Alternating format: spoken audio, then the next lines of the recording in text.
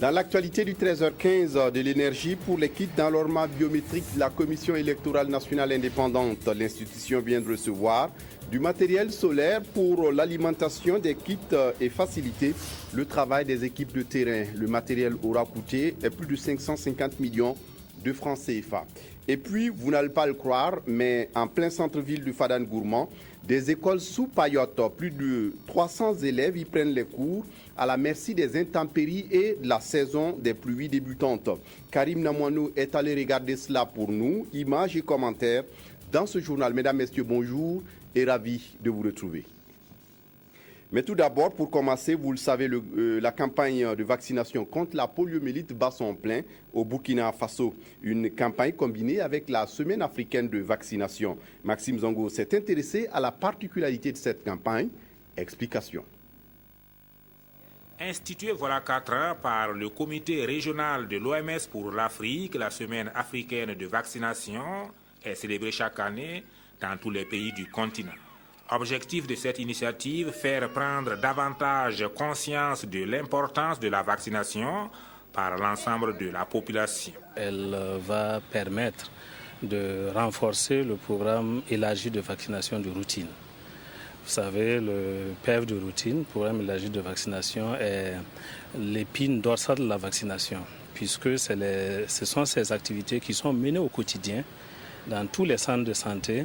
Et donc, à travers la semaine, on pourra amener les gens à comprendre d'abord l'importance de la vaccination et à être informés des activités et des efforts qui sont faits au niveau national pour rendre la vaccination accessible. Outre le lancement officiel de l'événement à Yako dans le Passoré, le programme prévoit une rencontre avec les médias, des échanges avec les leaders d'opinion, des émissions radio, des animations grand public.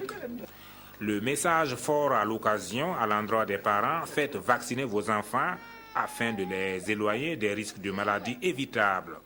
Alors que les GNV premier passage sont programmés du 2 au 5 mai, la semaine africaine de la vaccination, elle, court du 2 au 9 mai prochain. La CENI, la Commission électorale nationale indépendante, reçoit du matériel, notamment des kits solaires, pour l'alimentation en énergie des kits d'enrôlement biométrique. L'acquisition du matériel aura coûté 550 millions de francs CFA et c'est du matériel qui devra faciliter le travail des équipes terrain. Bouma Ernest Nébier. Ce sont des kits solaires qui serviront à alimenter en énergie solaire les kits d'enrôlement biométrique. Vous le savez, en 2012, nous avons utilisé des hydrogènes avec du carburant. Cette fois-ci, au regard donc des critiques qui ont été formulées sur l'utilisation du carburant que nous avons transporté sur l'ensemble du territoire national avec tous les dangers que ça comportait, une solution nouvelle a été proposée, à savoir celle donc de l'énergie solaire. Donc avec notre partenaire Gemalpro en France, nous avions donc décidé d'utiliser donc les plaques solaires cette fois-ci pour pouvoir alimenter donc nos kits d'enrôlement. Ces kits solaires au nombre de 2500 ont coûté à la CENI plus de 550 millions de francs CFA. Ils vont permettre aux agents recenseurs de la CENI de mener à bien l'opération de révision des listes électorales qui est en cours sur toute l'étendue du territoire. Dans l'actualité de ce jour également, des écoles sous paillotte en plein centre-ville du Fadane Gourmand. Une situation assez surprenante mais réelle. Plus de 300 élèves de 3 écoles suivent les cours à la merci des intempéries et de la saison des pluies débutantes. C'est le quotidien des élèves mais aussi de leurs maîtres des quartiers de Tikonti et de Kompolidoli de Fadane Gourmand. Et cette situation dure depuis maintenant 6 ans. Karim Patrick Namouano. La moindre goutte d'eau de pluie qui tombe sur les écoles de Tikonti A et B de Fadane Gourmand et c'est l'angoisse qui s'empare de ces enseignants et de leurs élèves. Nous sommes bel et bien à Fadane Gourmand, chef-lieu d'une commune urbaine et capitale de la région de l'Est. La saison des pluies qui s'installe ouvre la voie à de nouvelles inquiétudes. Lorsqu'il pleut, les élèves sont obligés donc de se réfugier donc dans les autres classes. Après la pluie, si les hangars ne sont pas détériorés, ils peuvent continuer donc les cours. Dans le cas contraire, on est obligé de suspendre les cours, le temps donc de faire les réparations avant donc que ces enfants ne reprennent donc leur classe. La situation perdure depuis 6 ans maintenant. Les élèves apprennent à lire et à écrire dans des classes de CP1, CP2 et CE1 sous des abris de fortune. Dur de dispenser des cours dans ces conditions pour ces enseignants. Pas de meubles de bureau ou de tables-bancs adaptés. Du matin au soir, la course du soleil induit de nouvelles dispositions dans la classe. Parfois, les élèves sont contraints de suivre les cours assis à même le sol. Travailler sur des tableaux chevaliers, c'est un peu difficile. Les élèves, il n'y a pas assez de tableaux aussi. Les élèves écrivent sur le fer. C'est un peu difficile à ça. En moyenne, 50 élèves suivent cours sous des paillotes aménagées à hauteur de 300 000 francs CFA, la classe par le bureau de l'association des parents d'élèves. Le vent, la poussière et l'insécurité sont amplifiés par l'absence de murs clôturant les écoles. Les animaux y ont largement accès au même titre que les élèves et le pire provient des reptiles qui s'y réfugient parfois. Il y a eu un serpent qui a donc passé 3 jours dans les hangars et ça a empêché également de travailler parce que les maîtres et puis les élèves étaient obligés donc de vider l'hangar. C'est un soir, moi je suis arrivé ici en classe donc de CM2. J'ai constaté que les élèves étaient dehors, ils avaient des cailloux, ils lapidaient. Je me suis approché pour savoir ce qui se passait. Je me suis rendu compte que c'était un serpent. Moi-même, étant impuissant de la situation, j'étais obligé de prendre du recul et de dire aux enfants donc de s'écarter. C'est ainsi que j'ai conduit les enfants vers les arbres. Un peu plus loin, mais toujours à Fadangourma, cette classe construite à hauteur de 500 000 francs CFA par l'association des parents d'élèves toujours constitue l'école de Kompoli à la lisière de la ville. La deuxième classe n'a pas été construite faute de moyens. Ici aussi, on enseigne avec la peur au ventre. On doit fermer les portes plutôt le 15 juillet. Imaginons un peu. Si on doit tenir les cours jusqu'au 15 juillet, on fait comment? Tu viens t'asseoir en classe avec tes élèves et la pluie rentre. Vraiment, c'est notre souci, franchement, comme ça. Tikonti a enfin une lueur d'espoir. Cette école de 3 classes en construction, financée par une association franco-burkinabé avec l'onction d'une fille du quartier, viendra résoudre un tant soit peu les besoins d'infrastructures. Mais qui financera la construction des 3 autres classes pour l'école de Tikonti B? L'État ou la commune de Fadangourma? Pour l'heure, les parents d'élèves en appellent aux bonnes volontés. Si je prends l'exemple de Maïmouna Tombiano, qui, 3 ans de cela, chaque année, elle vient donner des primes d'encouragement pour promouvoir l'excellence. Si les autres fils aussi qui ont les moyens avaient cette initiative, je pense que à cette heure où nous sommes, on n'était plus avec ces problèmes. En attendant une réhabilitation de leur école, fruit de promesses incertaines, Rainatou Maïga, premier de sa classe, et ses camarades, malgré leur bonne volonté d'apprendre à lire et à écrire, devront abandonner les classes à chaque tombée de la pluie jusqu'au 15 juillet prochain. Et chaque récréation est une occasion de s'extirper de ces classes de fortune qui n'honorent ni les enseignants, ni les filles et fils de la région de l'Est, ni la commune de Fadangourma.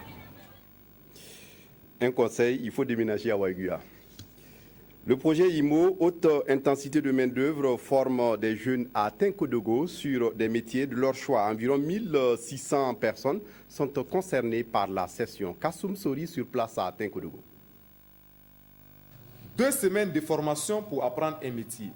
C'est une initiative du gouvernement burkinabé en faveur des bénéficiaires du programme de haute intensité de main-d'œuvre, IMO. À Tinkodogo, ils sont 1600 jeunes et femmes qui ont bénéficié des formations, entre autres, en saponification, en élevage, en tissage, en coiffure et en construction. L'objectif de ces formations est de permettre à ces personnes d'acquérir des connaissances dans un métier précis. La formation était très importante. On fallait intégrer la formation dans le cadre des travaux IMO pour leur permettre, après ces travaux IMO-là, savoir faire un métier pour elles-mêmes. Et au fil du temps, ils vont se perfectionner. Tout comme Safoura Diao, les bénéficiaires ont fait leur choix parmi les 22 métiers sélectionnés.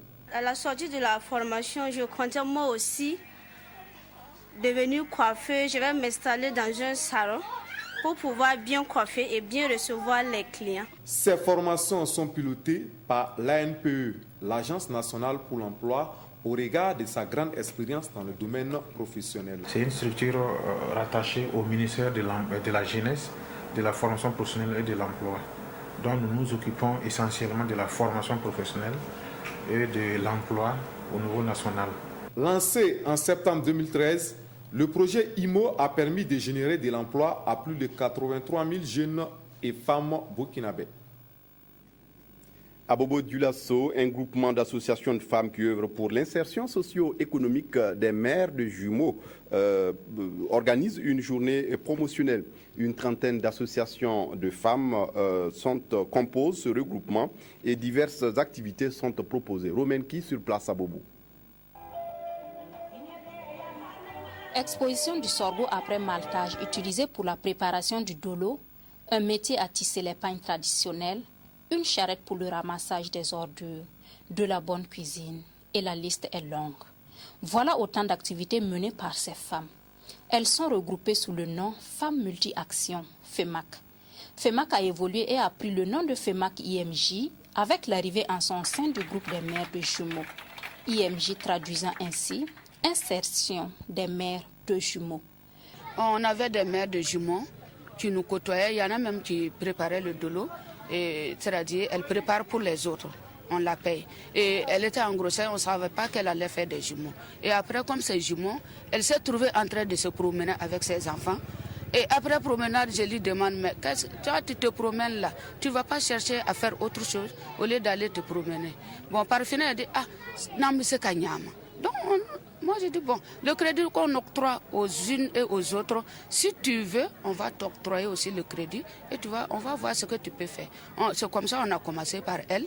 Et de bouche à oreille, on a trouvé au moins une dizaine ou une quinzaine de femmes, des mères de jumeaux. Le directeur régional de la promotion de la femme et du genre ne pouvait s'empêcher de venir encourager ces femmes-là. Le gouvernement a pris un certain nombre de mesures. Et à travers ces mesures sociales-là, il y a un volet, le volet femmes. En l'occurrence, 5 milliards dégagés pour soutenir les activités journalistiques des femmes. Il n'y a pas de souci qu'à travers cette ligne budgétaire-là, l'on puisse inscrire ces femmes-là. Femmes Multi-Action et insertion des mères de jumeaux est créée en 2006. Un an après, l'association a reçu son récépissé administratif. La première édition de sa journée a lieu en 2009 sous la forme d'une présentation officielle de ses activités. La deuxième journée fêtée en ce jour est placée sous le signe de l'entrepreneuriat féminin. Au ministère de la Culture et du Tourisme, on organise la lutte contre le trafic illicite des objets d'art. Une formation vient de s'achever à Dédougou, dans le Mouhoun, sur la question. Le ministère de la Culture peut se réjouir du soutien de celui de l'économie et des finances dans son combat. Francis tient sur place à Dédougou. Outiller les différents acteurs pour des contrôles plus rigoureux à travers une appropriation des textes régissant le trafic illicite et la circulation des biens culturels, c'est l'objet du présent atelier d'information et de sensibilisation. En 48 heures, les forces en charge de la sécurité des biens et des personnes, celles en charge du contrôle des frontières, des services chargés de la perception des recettes et les autres acteurs du domaine devront mieux se familiariser avec l'arsenal juridique. Au retour dans leur poste de contrôle, qu'ils puissent vraiment, en tout cas, avoir des contrôles plus rigoureux avec des arguments et des éléments d'appréciation qui leur permettent en tout cas de faire leur travail correctement, de détecter facilement tous les trafiquants qui veulent faire sortir des biens culturels de notre pays et aussi de pouvoir encadrer ceux-là qui veulent de façon légale faire le travail d'exportation des œuvres d'art. Ces ateliers de sensibilisation traduisent l'importance que le ministère de l'économie et des finances et le ministère de la culture et du tourisme accordent à la lutte contre le trafic illicite des biens culturels, à la circulation des objets d'art et d'artisanat et surtout à la prise en compte de la culture comme étant quelque chose, un secteur qui peut contribuer au développement. Image à l'appui, Adama Tomé, enseignant à l'université de Koudou, a tracé les routes du trafic illicite des biens culturels au Burkina Faso. Le trafic n'épargne aucune zone. Et ceux qui s'adonnent à cette pratique proviennent de divers secteurs d'activité. La formation est vraiment la bienvenue. Au vu de ce que nous avons fait ce matin, c'est vrai que ce n'est pas encore fini, mais j'avoue qu'il y a beaucoup de choses que je ne savais pas. Et en étant à la frontière, il y a des objets qui passent, on ne sait pas qu'est-ce qu'il faut faire. Ben voilà, avec cette formation, je pense que les agents verront leurs capacités renforcées. L'atelier de Dibasso dans la Kossi réunit des participants venus de Tansila, Di, Nouna, Dibasso et se tient après celui de Bitou en février 2014. Le Festrim, le Festival des arts, rites et musique du paysan noir, a donné sa note musicale de départ ce vendredi à Banfora. La manifestation regroupe des artistes venus du Sénoufo-Land, l'espace qui regroupe les Sénoufos, notamment de la Côte d'Ivoire, du Mali et du Burkina Faso. Compte rendu, Ibrahim Sougrinoma Gigma. Dès l'entrée de Banfora, on annonce aux arrivants que la ville abrite un événement majeur. Le Festival des arts, rites et musiques du paysan noir Festrim. Des jours avant, des délégations de Sénoufos sont venues de plusieurs localités de la Côte d'Ivoire, du Mali, pour partager avec celles du Burkina Faso ce que les Sénoufos des trois pays ont de plus cher, leur culture. Pour patronner cette troisième édition, le président de l'Assemblée nationale du Burkina, arrivé à la tête d'une délégation parlementaire, au sein de laquelle se révèlent des virtuoses du balafon et d'agiles danseurs. Je salue cette heureuse initiative qui participe de la promotion du patrimoine culturel et constitue une source intarissable de savoir pour les jeunes générations dans un contexte de perte de valeurs culturelles où la mondialisation dicte ses exigences. Pour le public présent, les autorités coutumières et gouvernementales, l'initiative et la tenue du Festrim sont porteuses d'intérêt à plus d'un titre. Il faudra que dans chaque région, dans chaque province, que des initiatives telles que celles qui sont entreprises donc, par l'association Initiative IPC puissent effectivement fleurir, parce que nous savons que c'est à ce niveau-là que l'on peut véritablement encadrer. C'est très bien que l'initiative de ce festival-là vienne renforcer cet espace qui aujourd'hui, avec les frontières, c'est vrai que c'est sur 3 pays, mais ça permet une intégration à travers la culture des peuples. Je crois que c'est l'intégration la plus solide ainsi. 400 artistes sont au rendez-vous. 10 ans après la deuxième édition, la tenue de la présente est déjà une prouesse pour l'association Initiative pour la Comoé, organisatrice. Mais au Festrim, on veut voir plus grand. Ça suscite un engouement. Nous sommes des initiateurs, il est vrai. Nous avons pensé région de Cascades, il est vrai. Mais vu l'engouement que ça suscite, on va ouvrir les discussions autour de son avenir. Pendant 4 jours, des expositions de produits agro-silvo-pastoraux, le marché des arts, des soirées culturelles sénoufos vont rythmer la vie ici à Banfora. Autant dire que le temps d'un festival, la cité du paysan noir sera la capitale de l'espace culturel sénoufo, à cheval sur le Mali, la Côte d'Ivoire et le Burkina Faso. Une collecte de fonds pour soutenir les forces de sécurité dans leur lutte contre l'insécurité dans l'est du Burkina. C'est une initiative de Diamondi Service, une structure économique basée à Fadangourma. Diamondi Service qui a organisé une soirée pour matérialiser cette collecte d'argent. Albert Sankara sur place à Fada. Près de 4,5 millions, c'est la somme collectée au cours de cette nuit des donateurs pour soutenir les forces de sécurité de la région de l'Est. C'est une innovation émanant du promoteur de la Coupe Diamondi Service, une idée que pousse le président d'honneur de la compétition, par ailleurs président de la section territoriale de l'Est de la Chambre de commerce. Je tiens à remercier le gouverneur, à remercier tous les participants, les intervenants et exhorter tout le monde ce soir de contribuer, parce que c'est une lutte commune et c'est à ce prix que nous pourrons effectivement faire développer notre région. Sans paix, sans sécurité, pas de développement économique. Les responsables administratifs régionaux jugent l'initiative noble et pensent que c'est ensemble que l'on pourrait faire reculer l'insécurité. Le moment est venu Ne laissez parler vos cœurs. Et mieux encore, ne laissez parler vos portefeuilles. Ne laissez pas les arrobases traîner dans les portefeuilles inutiles.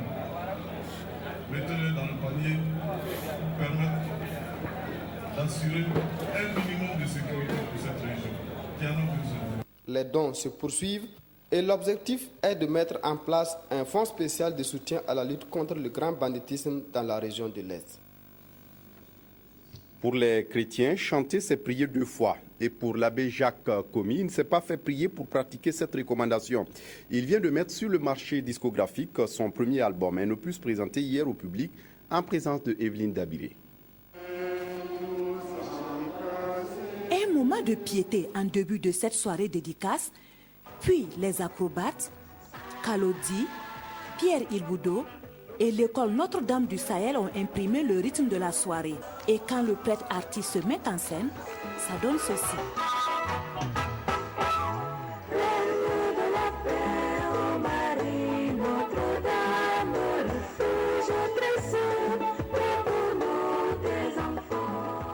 Ces titres sont quelques-uns des 8 que compte ce premier album baptisé Pâques Saint-Peur. Un album au rythme diversifié, zouk, reggae, salsa et slow en langue française et morée. Et tous ces titres ont un dénominateur commun, la paix. Je parle principalement de la paix dans cet album parce que j'ai vu que notre monde, le Burkina Faso et le monde tout entier a besoin de paix. Et il faut soutenir les artisans de paix dans leur lutte de chaque jour. La paix, donc, qui est un thème important dans l'Évangile, parle de la paix à tout le peuple de Dieu. Au-delà de la sensibilisation à la sauvegarde de la paix, l'abbé Jacques Comy poursuit une évangélisation, car ne dit-on pas que chanter, c'est prier 2 fois? Je pense que par le chant, on peut aussi évangéliser. L'objectif ici, c'est l'évangélisation. 2500 francs pour le CD et la moitié de ce prix pour la cassette permettront aux amateurs du genre de prolonger cette soirée dansante débutée au Sénasa. Et ces supports sont disponibles à la cathédrale et à la librairie Jeunesse d'Afrique. Et puis du sport pour refermer cette édition, le ministre de l'Habitat et de l'Urbanisme, Yacouba Bari, promoteur d'une coupe à Waiguya. La finale s'est jouée hier en présence de Kini Daba. En initiant ce tournoi, le promoteur, le ministre de l'Habitat et de l'Urbanisme, Yacouba Bari, entend renforcer la cohésion et la fraternité entre les fils et filles de la ville de Waiguya. La compétition qui s'adresse aux clubs, les lycées et collèges a concerné le handball et le volleyball. 18 équipes se sont inscrites au départ de cette première édition.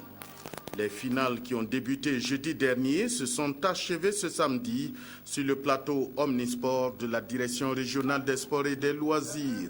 Une cérémonie de clôture placée sous le patronage du ministre en charge des sports, Yacouba Ouedraogo, et le coparrainage des ministres Lamsa Salif Kaboré des Mines et de l'Énergie, Koumba Bolibari du MENA. C'est le handball qui a ouvert le bal en minime cadet et garçons.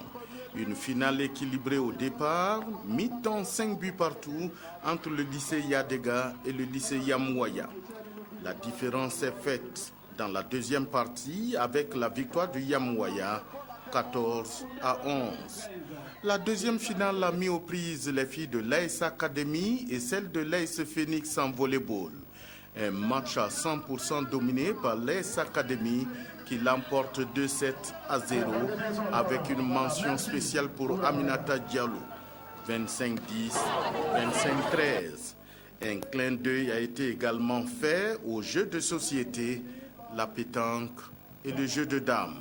C'est une première édition qui aura tenu toutes ses promesses. J'ai vu un match de volleyball et de handball d'un niveau élevé par rapport en tout cas au contexte, parce que c'est essentiellement des scolaires, c'est des équipes de la ville et c'est souvent le football qui est devant. Pour la mobilisation, je ne me faisais pas de doute, parce que la jeunesse de Ouiga aime beaucoup le sport et toute occasion qui leur est donnée de voir du sport, je pense que c'est avec beaucoup de joie que les gens sont venus. Et ce soir, je voudrais surtout saluer la forte mobilisation de mes collègues membres du gouvernement qui sont venus nous soutenir, les amis et surtout la population de Ouiga, et souhaiter donc que nous puissions bénéficier toujours de ce soutien pour que le bébé qui vient de naître puisse grandir et évoluer vers l'adolescence et la vieillesse. Je suis vraiment satisfait, vu l'engouement même autour même de cette compétition. Vous avez vu que tout Ouiga est presque sorti, il y avait toutes les autorités. Et je pense qu'aujourd'hui, c'est la jeunesse qui a gagné. Et je pense que nous allons toujours continuer à cela, à supporter, à soutenir les promoteurs, afin qu'au niveau national, nous puissions en tout cas avoir beaucoup plus de compétition.